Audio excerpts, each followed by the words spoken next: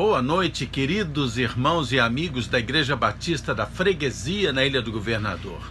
Boa noite, queridos, vocês que estão aí nos assistindo pelo YouTube dos mais variados lugares, fora do Rio de Janeiro, fora até do Brasil, que sei que alguns nos assistem. Que bom estar com vocês. Deus abençoe a sua família, Deus abençoe a sua vida, Deus lhe dê proteção neste momento.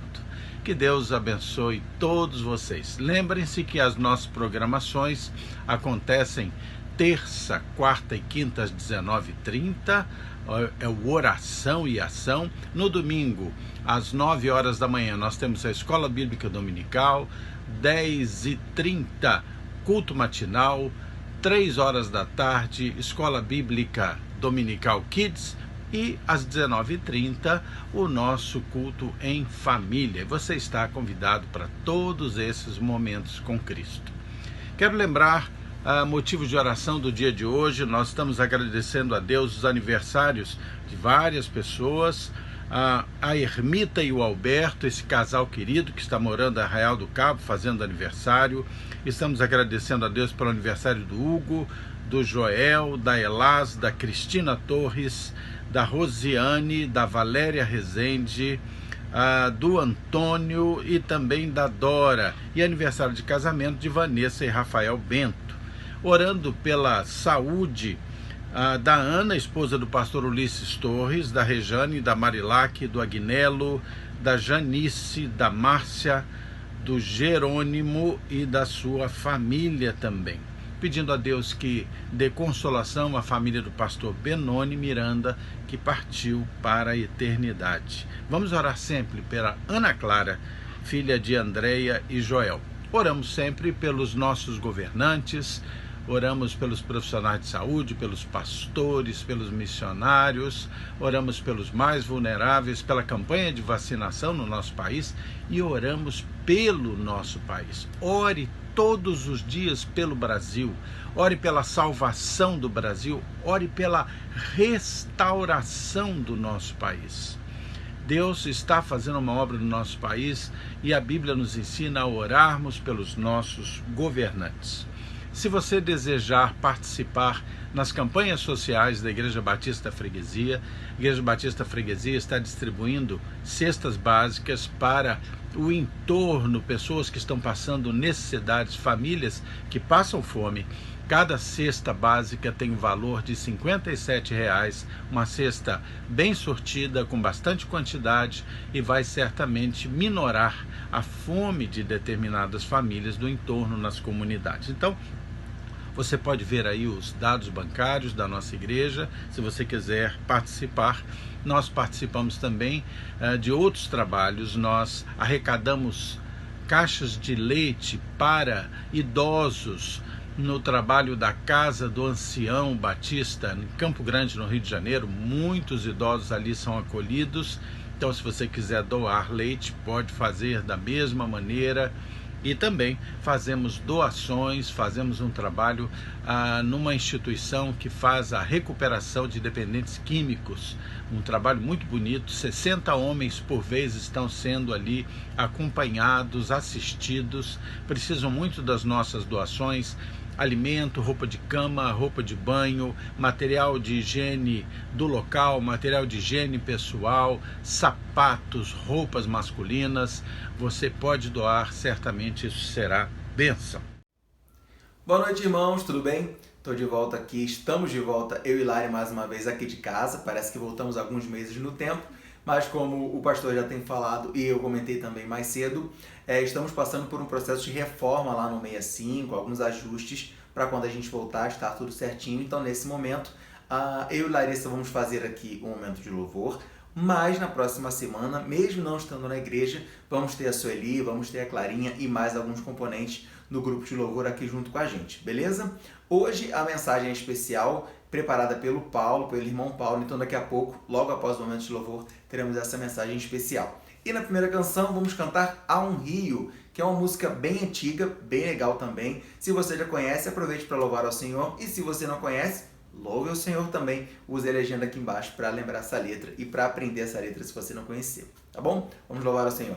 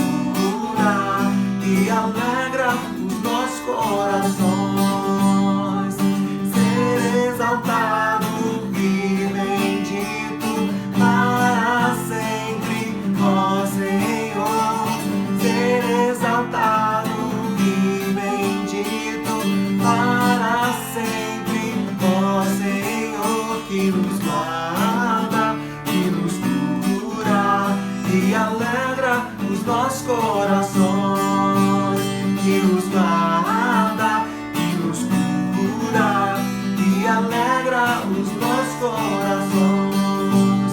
Há um rio. Amém.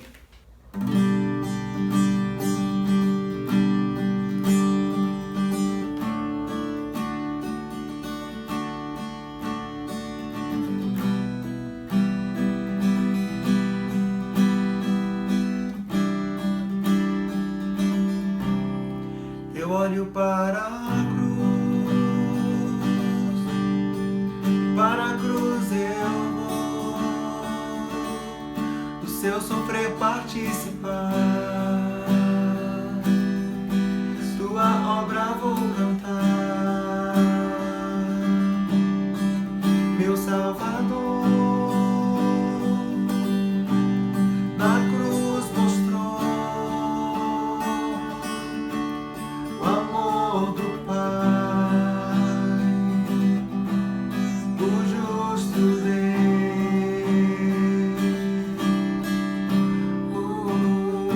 pela cruz me chamou gentilmente, me atraiu e eu sem palavras me aproximo, quebrantado por seu amor.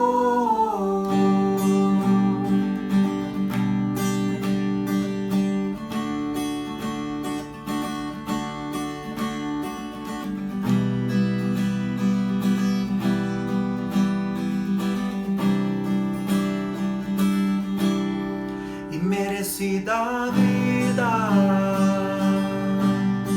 de graça recebi, por tua cruz, da morte me livrou, trouxe minha vida, eu estava condenado, mas agora pela cruz eu fui reconciliado.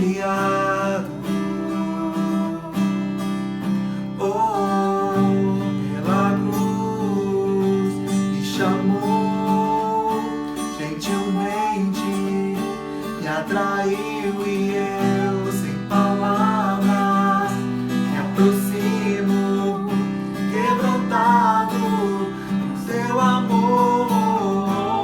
Impressionante é o teu amor.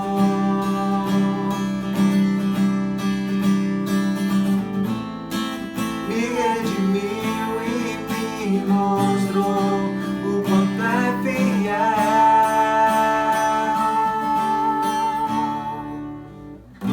Pela cruz me chamou gentilmente, me atraiu e eu sem palavras me aproximo, quebrantado por teu amor.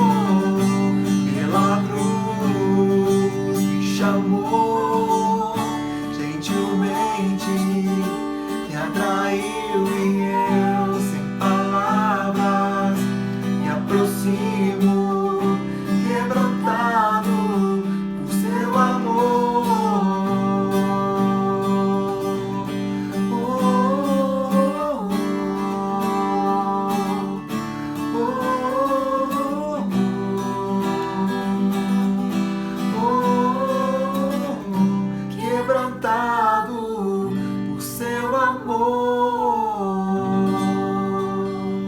Obrigada, Deus, pelo teu amor, ó Deus. Obrigado porque esse amor nos quebrantou, Pai. Ser com esse dia, Deus, obrigado porque até aqui é o Senhor que tem nos sustentado, Pai. Ser com a mensagem do Paulo, ó Deus, que ela possa tocar a vida, ó Deus, que ela possa falar aos nossos corações, ó Deus. Que ele seja um instrumento nas tuas mãos, ó Deus. Que ele venha falar o que o Senhor quer falar aos nossos ouvidos, ó Pai. Ser com esse louvor, ó Deus, que ele tenha subido como um aroma suave até o Senhor, ó Pai. Ser com o restante da nossa semana, Deus, que ela só está começando, Pai. Essa oração que eu te faço, te agradeço em nome de Jesus. Amém. Amém. Fique agora então com a mensagem do irmão Paulo e a gente está de volta na semana que vem, já com um grupo um pouquinho mais completo, tá bom? Fica com Deus, uma ótima semana e até lá. Nós vamos agora orar, pedir a Deus a bênção dele sobre o culto dessa manhã. Estará pregando para nós o teólogo Paulo. Paulo é querido, ele dirige um trabalho num ponto avançado aqui na Ilha do Governador, um ponto de pregação, e ali na rua Jutilândia, né? Na casa de irmãos muito queridos ali. Então nós vamos estar orando, ele vai trazer a mensagem para nós. Vamos fechar nossos olhos. Senhor Deus, muito obrigado pelo teu amor e tua bondade. Perdoa, Senhor, os nossos pecados. Senhor Deus, suplico a tua unção sobre o Paulo, agora trazendo a mensagem desta manhã, Pai. Perdão, desta noite, Pai, trazendo esta mensagem. Cuida dele, traz, Senhor, de forma que ele seja ferramenta dócil nas tuas mãos, para que o Senhor faça a obra. Tudo isso te peço e agradeço, em nome de Jesus. Amém. Vamos ouvir então a mensagem que Paulo tem para nós, trazida do Senhor. Olá, graça e paz da parte de Deus. Mais uma vez eu fui chamado para trazer uma mensagem à amada igreja. E eu gostaria de ler e refletir com os irmãos um texto que se encontra no Evangelho de Mateus, capítulo 5, do versículo 21 ao versículo 26. Mateus, capítulo 5, do versículo 21 ao versículo 26. E eu gostaria que você prestasse bastante atenção, não só no texto, mas algumas coisas que eu vou considerar aqui. Mateus 5, do versículo 21 ao 26. Ouvistes que foi dito aos antigos, não matarás, e quem matar estará sujeito a julgamento. Eu, porém, vos digo que todo aquele que sem motivo se irá contra seu irmão estará sujeito a julgamento. E quem proferir um insulto a seu irmão estará sujeito a julgamento do tribunal. E quem lhe chamar tolo estará sujeito ao inferno de fogo. Se, pois, ao trazeres ao altar a tua oferta, ali te lembrares de que teu irmão tem alguma coisa contra ti, deixa perante o altar a tua oferta. Vai primeiro reconciliar-te com teu irmão, e então, voltando, faz a tua oferta, e entra em acordo sem demora com teu adversário, enquanto estás com ele a caminho, para que o adversário não te entregue ao juiz, o juiz ao oficial de justiça, e sejas recolhido à prisão. Em verdade te digo que não sairás dali, enquanto não pagares o último centavo. E que o Espírito Santo de Deus nos conduza à verdade, ilumine os nossos corações para que conheçamos a vontade de Deus. Num dia desses eu li uma postagem interessante alertando os pais a ensinarem aos seus filhos a interpretar todos os textos que leem, seja no próprio Facebook, no WhatsApp, no Instagram, no Telegram, no mensagem de texto do celular, outdoor, Twitter, propagandas na TV, enfim. A mensagem foi bem enfática.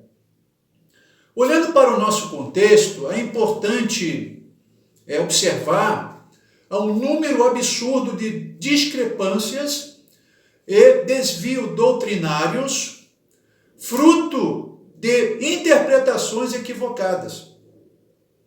Existe dentro da teologia, do ensino teológico, uma disciplina que trata do estudo de interpretações, do estudo de princípios de interpretação, a chamada hermenêutica. Hermenêutica é a ciência que define os princípios para a interpretação, visando alcançar a real intenção do autor.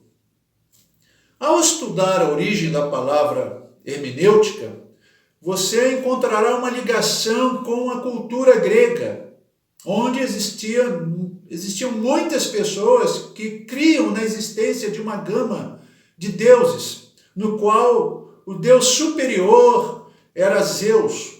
E dentre os seus subordinados, podemos dizer assim, na verdade é uma família, entre eles existia um suposto Deus chamado Hermes. E Hermes era responsável em anunciar, interpretar, a mensagem dos deuses, para a linguagem humana. Por isso Paulo ele é chamado de Mercúrio e Barnabé de Júpiter, lá em Atos 14, 22. Mercúrio é o equivalente a Hermes, aquele que anuncia, e Paulo estava anunciando, e Júpiter é o equivalente a Zeus. E por isso as pessoas disseram, e os deuses estão entre nós. Bem, a hermenêutica é extremamente necessária a qualquer leitor que deseja compreender o real significado do texto, seja uma literatura secular ou leitura bíblica. Dentro desse ponto de vista, nós podemos dizer que todos nós, de alguma forma, somos hermeneutas. Alguns, mais cuidadosos, utilizando critério, o bom senso, isso é muito importante, e as ferramentas da hermenêutica. Outros, sem qualquer cuidado, interpretando o texto de forma intuitiva, ele pressente que aquilo ali é a vontade de Deus, ignorando completamente o sentido do texto. A Bíblia é um livro tanto divino como humano. É divino porque é inspirado por Deus e humano porque foi escrito por homens num determinado tempo da história, espaço, cultura e língua.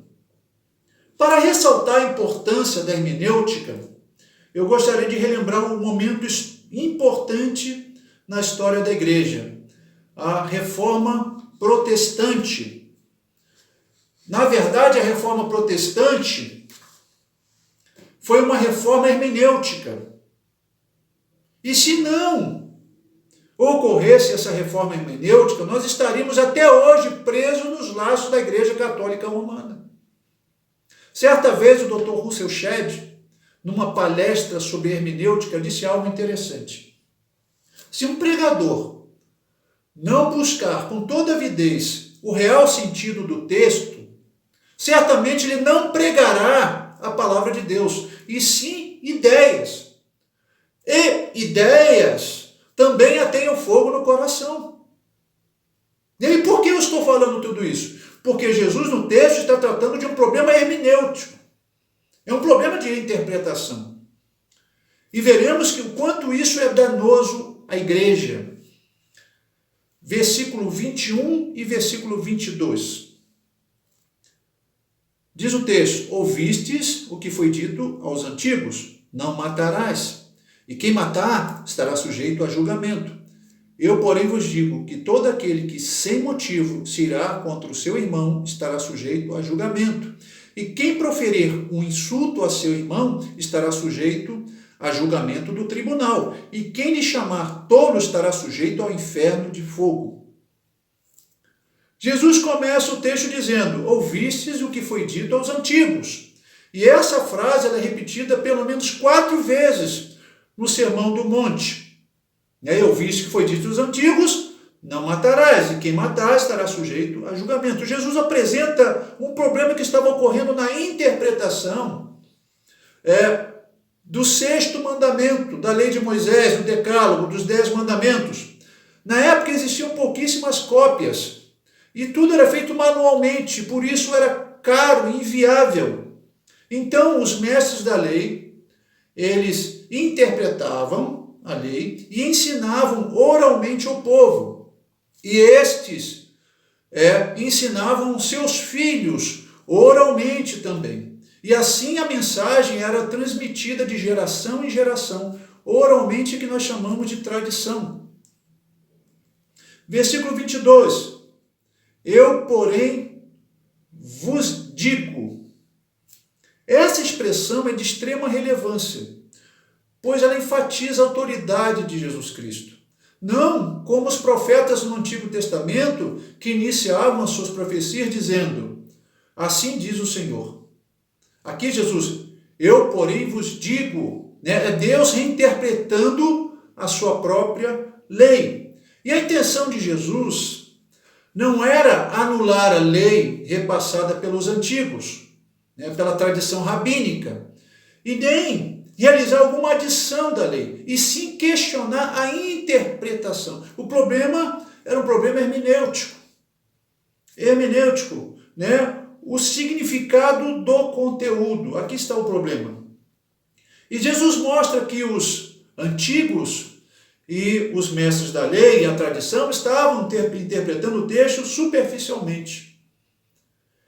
Tanto que na sequência do texto que acabamos de ler, ele diz mais ou menos assim, né? Não negando que matar é um pecado gravíssimo, mas ele cava ainda mais o texto. E eu vou parafrasear mais ou menos aqui. Vocês dizem que matar é um pecado gravíssimo, realmente matar é um pecado gravíssimo. Como também, né, cultivar o ódio contra o irmão, lembrando que, baseado na interpretação de Jesus, João escreveu o seguinte, ele diz o seguinte: todo aquele que odeia o seu irmão é assassino. Então, odiar, cultivar o ódio, também é um pecado gravíssimo. Ou chamá-lo de paspalhão, né? Proferir um insulto, a palavra insulto aqui é racá, uma palavra aramaica, que significa paspalhão, que significa sem noção. Aqui está atacando a cabeça do homem. Ou chamá-lo de louco, ou de tolo. É alguém que vive na loucura do mundo, como um ímpio, um descrente. São palavras extremamente ofensivas. Quanto a isso, Lutero escreveu o seguinte: tantos membros quanto você possui, tantas maneiras você poderá achar de matar, seja com a mão, com a língua, com o coração, o gesto, olhando alguém amargamente, não gostando de ouvir falar dele. Tudo isso significa matar. Porque nesse caso, né, o coração, o seu coração e tudo quanto há em você está disposto a desejar que ele já estivesse morto. A interpretação de Jesus mostra que a intenção é tão pecaminosa quanto a atitude, a ação. Tão grave também. Versículo 23 e 24. Se, pois, ao trazeres ao altar a tua oferta, e ali te lembrares de que teu irmão tem alguma coisa contra ti, deixa perante o altar a tua oferta e vai primeiro reconciliar-te com teu irmão. E então, voltando, faze a tua oferta. Aqui Jesus ele está se referindo ao culto. Aquele momento de adoração e devoção a Deus. O culto é uma expressão de nossa fé. É uma expressão de nosso amor e devoção a Deus. Mas precisamos, na hora do culto e no dia a dia, ter uma consciência coletiva. Nós somos uma comunidade, né, unidos pela fé, pelo vínculo do amor. Não há como viver apenas numa dessas dimensões, né, viver na horizontal e ignorar a vertical, que é a nossa relação com Deus, ou viver na vertical, na nossa relação com Deus, e ignorar a horizontal, a nossa relação com o próximo, com o outro. Interessante notar a relação entre os dois principais mandamentos. Lá em Mateus 22, no versículo 37 a 39, e no versículo 39, Jesus diz o seguinte: o segundo é semelhante a este, quer dizer, o primeiro mandamento, amarás o teu Deus com todo o teu coração, toda a tua alma, entendimento com toda a tua força, e o segundo é semelhante a este, amarás o teu próximo a ti mesmo. É semelhante por quê? Porque são regidos pelo mesmo princípio que o amor. E é semelhante porque tem a mesma importância. Um não é inferior ao outro. Segundo a interpretação de Jesus, o relacionamento com Deus não poderá estar correto enquanto o relacionamento com o irmão estiver errado. Versículo 25 e 26. Entra em acordo sem demora com teu adversário, enquanto estás com ele a caminho, para que o adversário não te entregue ao juiz, o juiz ao oficial de justiça, e sejas recolhido à prisão. Em verdade te digo que não sairás dali enquanto não pagares o último centavo. No tempo de Jesus era comum os judeus levarem suas causas ao Sinédrio, que é o tribunal judeu, às vezes por causa de uma injúria, de uma ofensa, de dívidas. E ambos entravam juntos e percorriam o mesmo corredor. E ali eles tinham a oportunidade de entrarem num acordo antes mesmo de apresentar as suas causas ao juiz. Interessante que tanto aqui nesse texto quanto em Mateus 18, que também trata de reconciliação, de perdão, ambos utilizam a figura da prisão. Acabamos de ler. Que sejas recolhido à prisão. Em verdade eu te digo, no versículo 26, que não sairás dali enquanto não pagares o último centavo.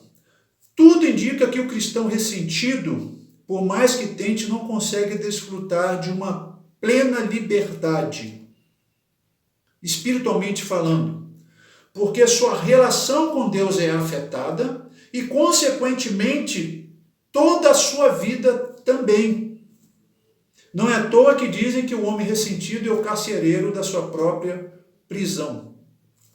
E segundo a interpretação de Jesus, esse tipo de conduta não atrai as bênçãos de Deus, e sim por juízo, punição. E eu gostaria de deixar pelo menos 2 lições para a igreja. Apenas 2. Bem, o texto mostra que quando a palavra de Deus é interpretada superficialmente ou equivocadamente, o resultado é óbvio. O povo de Deus se corrompe. Como disse o reverendo Hernandes Dias Lopes, o pecado não pode ser tratado pela casca, e sim pela raiz. Numa aula, agora não numa palestra, numa aula do Dr. Russell Shedd, de hermenêutica, ele ensina algo interessante, que nós devemos ler a Bíblia, mas contra nós, não a nosso favor. É claro que nós temos promessas de Deus para a nossa vida, mas eu entendi mais ou menos o que ele quis dizer, que nós devemos, aqui vai ter uma lição, antes de ler a Bíblia, antes de parar para refletir a palavra de Deus, você deve abandonar seus pressupostos, ideias acerca da palavra de Deus. Você deve abandonar essas coisas e não forçar a palavra a falar aquilo que ela não quer falar. Ao invés disso, abra seu coração para ouvi-la. Nós precisamos ouvir dessa forma a palavra de Deus, com o coração aberto, não já com ideias prontas, do que queremos, como se fosse um self-service que você vai escolhendo o que você quer comer. Não é assim que funciona.